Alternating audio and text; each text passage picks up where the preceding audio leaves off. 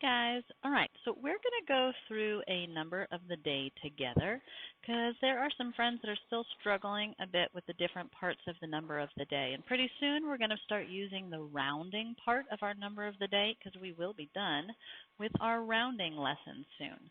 So let's go ahead and I'm going to create a number for our number of the day. Let's go with um, 3,000. Well, let's do 33,000. Get my pen to work here. 467. All right, so 33,467. If I am going to write this number in standard form, what does that mean? That means that I am going to be writing it in just the regular old way that we write numbers, right? So I'm going to use my numerals, and I am just going to write my number in the most normal way that you would normally see a number written. All right, let me drag my text box up here. All right, so when we're writing in standard form, and you guys have been doing a great job at this, 33,467. All right, so there's our number in standard form. Now, we also have to write our number in word form. Now, some people have been struggling with this a little bit. And if you're not able to read your number, you're not going to be able to write your number. So let's just refresh our brains on how we break down a number in order to read it. So we know that in a number we have periods, right? And those periods are separated by commas. So in this number includes two periods. We have 33 in the thousands period, and we have 467 in the ones period. Now, when we say a number that's in the ones period, we don't say anything after it, right? Just think if you only had this number here, if you only had the 467. If that's all that was written down, you wouldn't say 467 ones, right? You wouldn't say 467 ones. You would just say 467. And so it's the same thing with saying the numbers within our period. Now, for 33, we do need to say the name of the period after it. And we know that this number is in the thousands period because it's the second period. The first period is always going to be your thousands period. The first period is always going to be your ones period. My pen is going wonky. And the second period is always going to be your thousands period. So after we say a number in the thousands period, we say the word thousand. But while we do it, we just say the number in the period, say the name of the period, say the number in the period. So this number would be 33,467. Okay? So that's exactly what we have to type in our word form box. So we would write 33,000. Now, we have a comma that separates our periods. When we write in standard form, we also use a comma to separate our periods in word form. So we have 33,467. Okay, so that is how we write our number in word form. You must be reading the word correctly in order for the word to get written correctly. 33,467. Now to write our number in expanded form. The main error that I'm seeing when people are doing their expanded form is they're not getting the correct number of places within each number that they're writing. So it's really, there's a very easy thing to do here when you are breaking your numbers down into that expanded form. Let me just get rid of some of this stuff here. So if we're always going to start in the greatest period when we're writing our numbers, so that means we would start here in the 10,000s place. So you write the digit that's in the place and then count how many places that come after it. 1, 2, 3, 4. You have to have your 4 zeros after the 3. So we get the 3, and then we put 1, 2, 3, 4. Now, you should be able to figure out where that comma goes, right? It goes 3 spaces from the left to the right. Nope, from the right to the left. And we put that comma in. And because we're separating the periods, we know that the ones, the tens, and the hundreds have to be kept together in that ones period before we put the comma. So you go ones, tens, hundreds, comma. Ones, tens, hundreds, comma. Okay?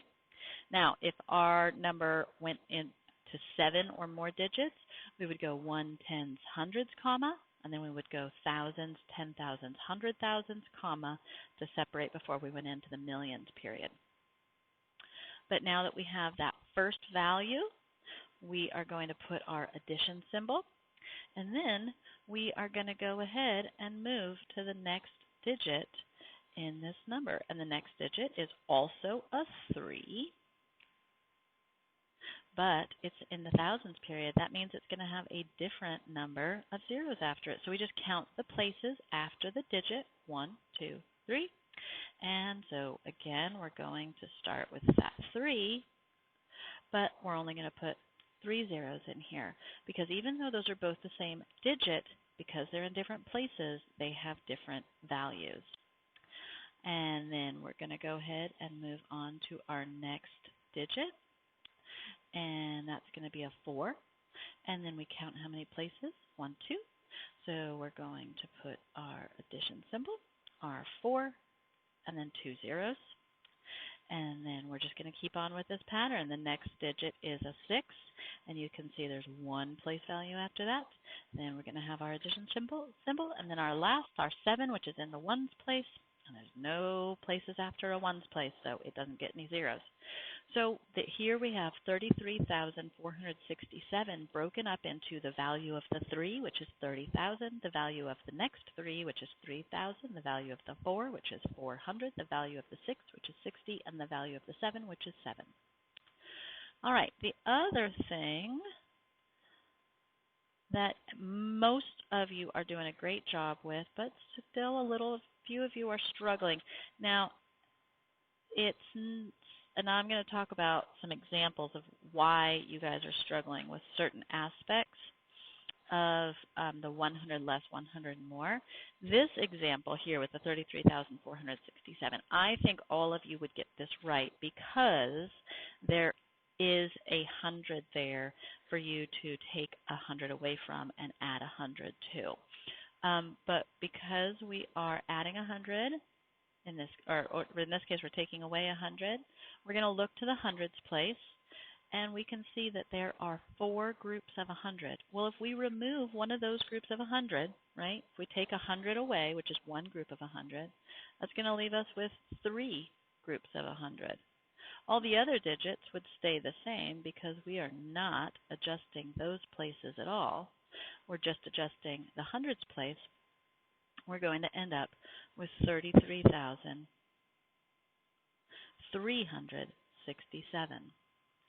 Now we're going to increase our number by 100, so we're going to give it one new group of 100.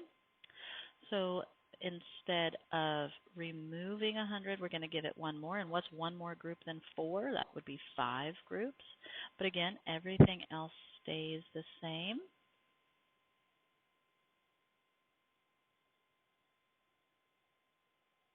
So then we would end up with 33,567. Oops. Just move these text boxes over there. So 33,567.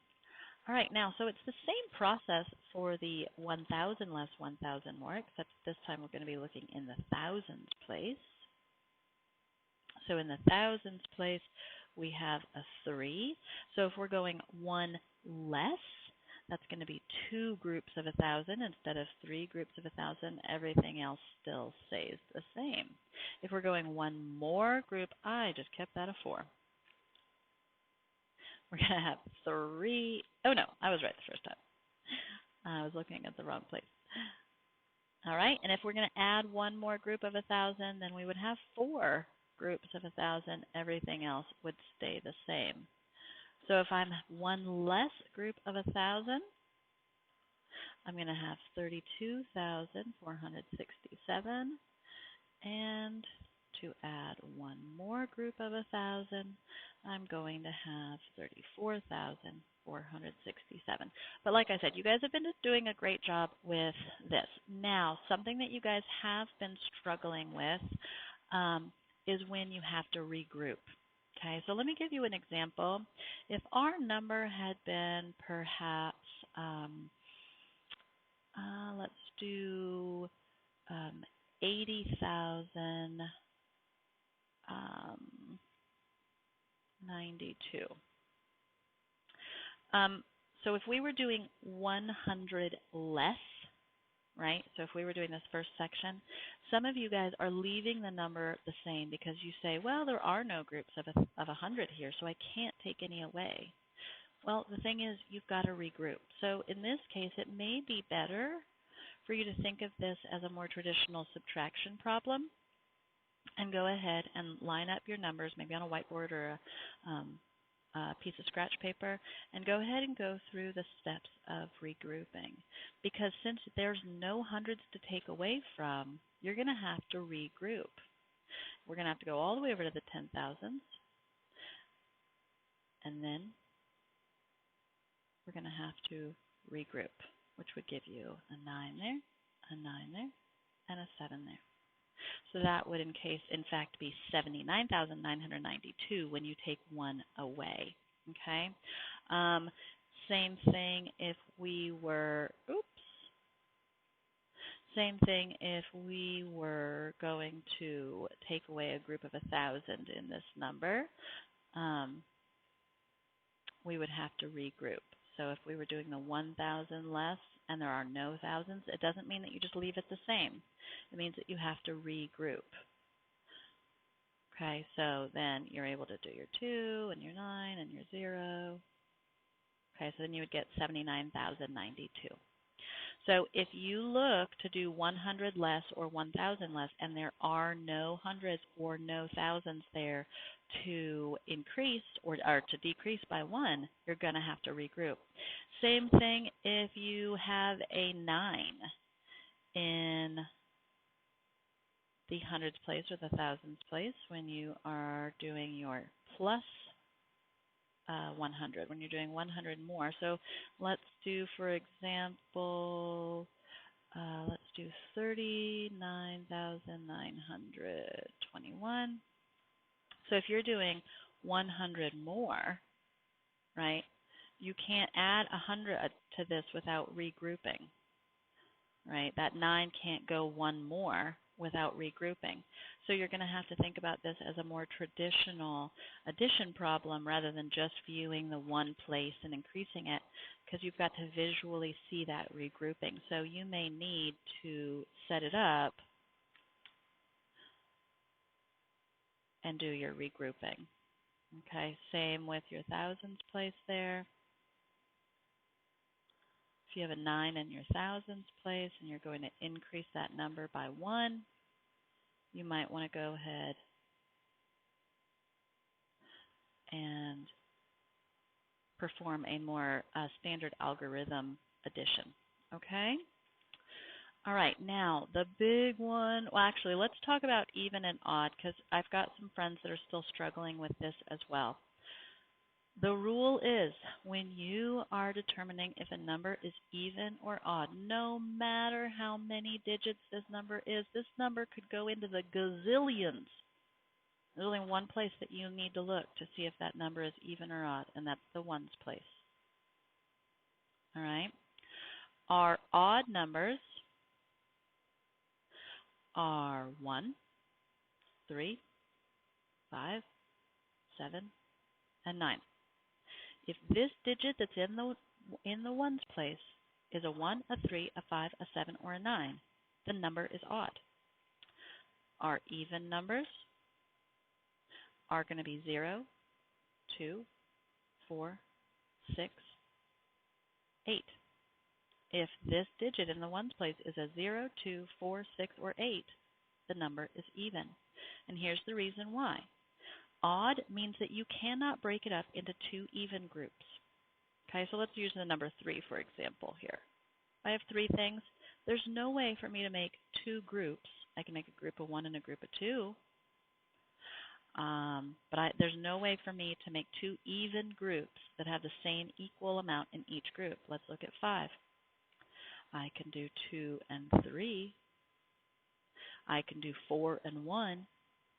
I could do one group of 5, but I cannot do 2 equal groups that have the same amount. However, if we have, say, 6 things, I can do a group of 3 and a group of 3. If I have 4 things, I can do a group of 2 and a group of 2. If I have 8 things, I can do a group of 4 and a group of 4. So even means that those numbers can be split into 2 equal groups. And as long as there is an even digit in the ones place, the whole number is even. If the digit in the ones place is odd, if it's a 1, 3, 5, 7, or 9, which means that you cannot split it evenly into 2 groups, the number is odd. Okay. So let's talk about our decomposing. This is what people are struggling with the most. And we have gone over this, but we're going to go over it again. And hopefully by it being in this video, you can revisit it whenever you need to check it out. So the easiest way to decompose would be to break this entire number up into ones. Okay?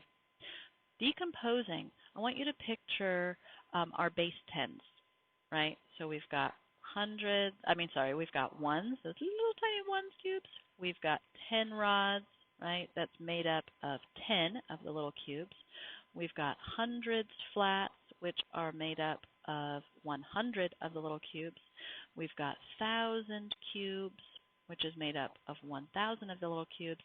In this case, we would also have 10,000 cubes, which I've never actually seen, but they would exist. Okay? So we're going to break this number up and explain how many of these base 10 blocks we would use when breaking it up. And the total value has to stay the same at 33,467. Now, like I said, the easiest way would say, well, I can use 33,467 ones. That'd be a big pile of ones, but it'd work, right? The next easiest way is to kind of go back here to our expanded form idea. And that's to talk about how many blocks that you would use just to represent each one of these places. So in order to represent the 10,000s place, I would use 3 10,000 blocks.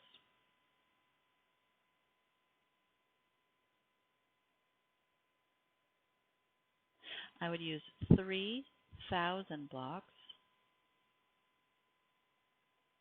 I would use 400 blocks. I would use 6 tens, and I would use 7 ones. Okay? So that could be another answer. So here's one possibility. Here's one possibility. And the third possibility, and I mean, you don't have to do either of these. There's an infinite amount, probably not actually infinite, but there's a huge number of ways that you could break this down. We know that as we go up in place values, we get 10 times greater. Okay? So we can break these, let's say these 6 10s here. We could break those all into ones if we wanted to. So instead of 6 10s, that would be 60 ones. And then we could add that to the 7 ones that we already have. So that would be 67 ones. So you could keep the 3 10,000s, the 3,000s, the 400s, and then instead of 6 10s and 7 ones, you could do 67 ones. All right? Or you could take your 3,000s. We know that 1,000 breaks into 10 hundreds. So that means that 3,000 would break into 30 hundreds. Right? These are equivalent. So instead of the 3,000s, we could add these 30 hundreds to our hundreds that we already have, which would give us 34 hundreds. So we could do 3 10,000s, 34 hundreds, and 67 ones. Those would all have the same value, okay, when we put them together. So when you decompose, I want you to be thinking about this as using those base 10 blocks. That's what decomposing means, breaking apart, right? So you're breaking apart these places just like we do when we regroup, right? When I regroup and I take one group of 10,000 over into the thousands place, I'm taking that one group of 10,000 and I'm turning it into 10 thousands, right? When I take that 1,000 and move it over into the hundreds place, I'm moving it over and it's turning into 10 hundreds. 100, if I move it over, it's turning into 10 tens. If I move over 110 when I'm regrouping, I move it, it turns into 10 ones. So like I said, there's a ton of different ways that you can decompose your numbers, but you need to be thinking about it as base 10 blocks. So some of our answers could be, let's see, I need a text box. So like I said, the easiest way may seem a little bit like cheating just because it's so easy, would be to say 33,467 ones. Okay? It's a giant pile of ones, but I mean, it works. Another way that you can decompose this is just to look at each one of the places, right? So I would say that this is made up, I'm breaking it apart into or decomposing it into my base 10 blocks. It would be 3 10,000s. It would be 3,000s. It would be 400s. It would be 6 10s. And it would be 7 ones. All right, let's see if we can make my text box here fit where it needs to go.